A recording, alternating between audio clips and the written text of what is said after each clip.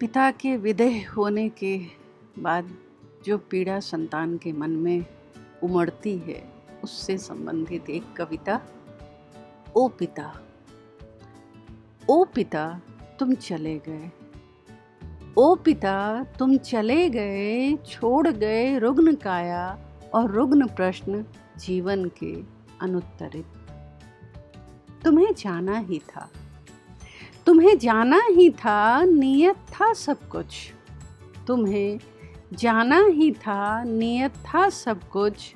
फिर भी तुम्हारी प्रतिबद्धता ढो रही थी रुग्णता, चिंता और रिक्तता भी।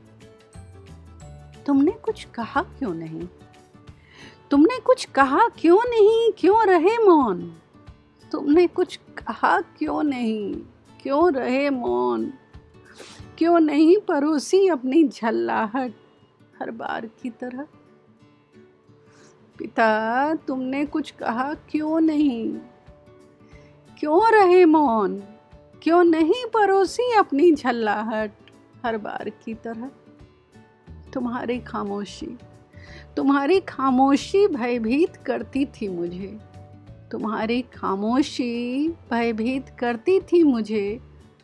अनहोनी की आशंका फूट पड़ी थी गहरे दबे बीज से। तुम भी तो खींच रहे थे रथ टूटे पहिए पर। तुम भी तो खींच रहे थे रथ टूटे पहिए पर। टूटने लगे हैं अर समझने लगे थे तुम, और देने लगे थे संकेत नियति के विधान का। तुम समझ चुके थे देश परदेश का अर्थ, और समझाना चाहा था मुझे भी। तभी तो आंधी में भी थिर था चित्त तुम्हारा। तभी तो आंधी में भी थिर था चित्त तुम्हारा।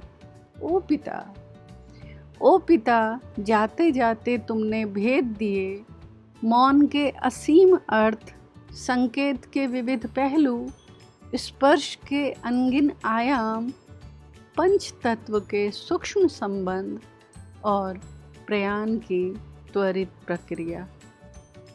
ओ पिता मंझे धागे का कमजोर परना, टूटन का अंतहीन सिलसिला, जाने कब से गुन रहे थे तुम।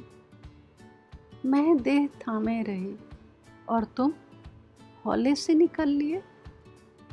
मैं देह थामे रही और तुम हौले से निकल लिए। इन आँखों के सामने भी आवाज। कुछ भी तो नहीं बदला था, कुछ भी तो नहीं बदला था, सब कुछ बदल गया था। कुछ भी तो नहीं बदला था, सब कुछ बदल गया था।